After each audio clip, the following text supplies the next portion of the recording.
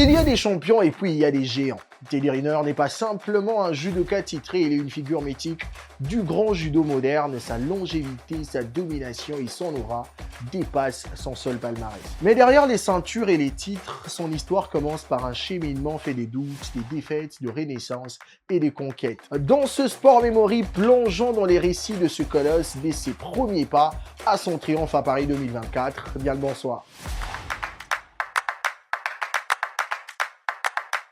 Teddy Pierre-Marie Riner voit le jour le 7 avril 1989 à Pointe-à-Pitre, en Guadeloupe. Très jeune, sa famille s'installe en métropole à Paris où Teddy grandit dans l'effervescence urbaine. Curieux et actif, il teste plusieurs disciplines sportives. Ma mère, le mercredi, elle me mettait à l'Agro-Boulevard en faisant judo, tennis, squash, golf, jazz moderne, piscine, histoire d'être bien fatigué à la fin de la journée. Et le mardi et jeudi, je faisais foot. C'est finalement par le judo à 5 ans qu'il est introduit sur les tatamis. Il ne sait pas encore que ses gestes vont sculpter son destin. Au club de Levallois, il attire tous les regards. À 10 ans, il est déjà bien plus grand que les autres. Mais ce qui le fait, ce n'est pas juste sa taille. C'est son explosivité, sa souplesse, sa lecture du combat. Les entraîneurs sentent qu'ils ont entre les mains un phénomène. Adolescent, il rejoint l'INSEP, le Centre national de formation des élites sportives françaises. Là, il affine sa technique et travaille son mental. Il devient redoutable en Newaza au sol, dominateur au Tashiwaza debout. En 2006, à 17 ans, il devient champion du monde junior. L'alerte est donnée, le judo mondial devra compter sur lui. En 2007, à Rio de Janeiro, le monde entier découvre Teddy Riner. À seulement 18 ans, il devient champion du monde chez les seniors en plus de 100 kg. Plus jeune champion du monde de l'histoire, les caméras, les micros, les projecteurs se braquent sur lui. Le colosse au sourire timide, aux gestes flancs, devient rapidement l'icône du judo français en quête de domination. L'année suivante, il décroche le bronze aux Jeux Olympiques de Pékin en 2008, frustré mais déjà prêt à rebondir. Il le dit alors, « Je veux être le plus grand ».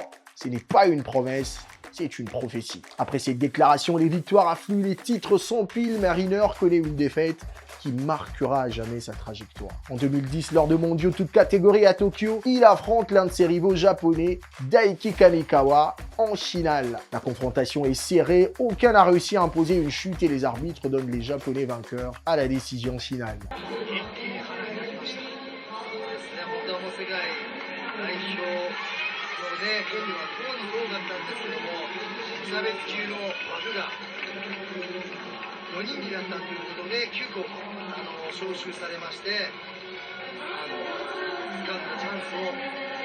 Ce revers est vécu comme une injustice par beaucoup, mais Teddy Riner, de son côté, le prend tel un tournant. Cette défaite est sa dernière, du moins pour la décennie qui suit. Riner entame une série prodigieuse de 154 victoires consécutives, affirmant une domination rarement vue dans les judo mondiales. Il accumule les titres mondiaux, européens et même des championnats majeurs. Sa suprématie s'étend, son style évolue vers plus de stratégie, de gestion de combat, de patience et surtout de précision.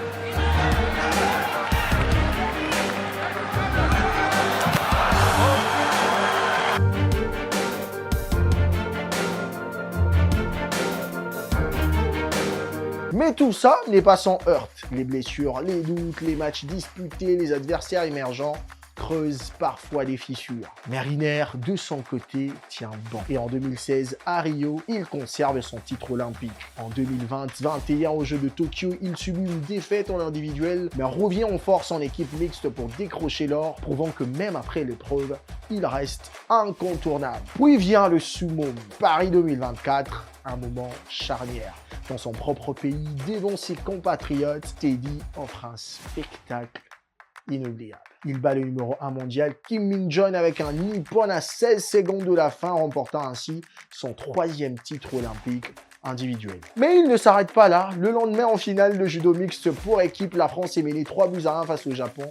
Riner est appelé à l'arbitrage décisif. Il remporte son combat contre Tatsuro Saito dans le Golden Score, offrant à la France le titre par équipe. Et avec ce doublé hors individuel et hors collectif, il entre définitivement dans l'histoire. Avec Paris 2024, Teddy Riner devient le judoka le plus médaillé de l'histoire olympique, cumulant 4 or olympiques, 3 en individuel et 1 en équipe, et reste une référence absolue dans les judo mondiales.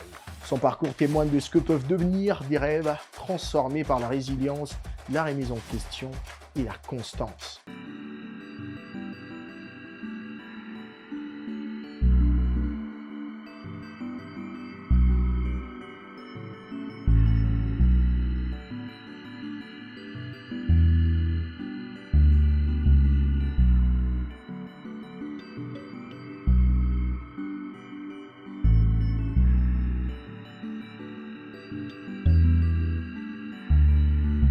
Dès ses débuts imposés, de la défaite douloureuse contre Kamikawa à ses années d'invincibilité et à son triomphe à domicile, Teddy Riner incarne la gloire et la grandeur du judo français. Et même si le tatami retiendra ses exploits, c'est l'homme humble, persévérant qui va au-delà des médailles, qui reste dans les annales de l'histoire et même dans ce sport mémorial.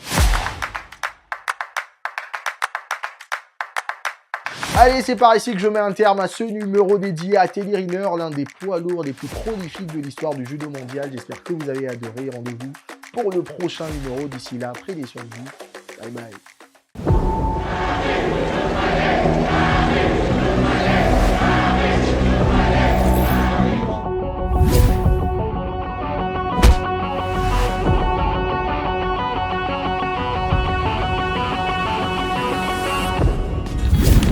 Innov TV, vivez la télé dans sa dimension créative.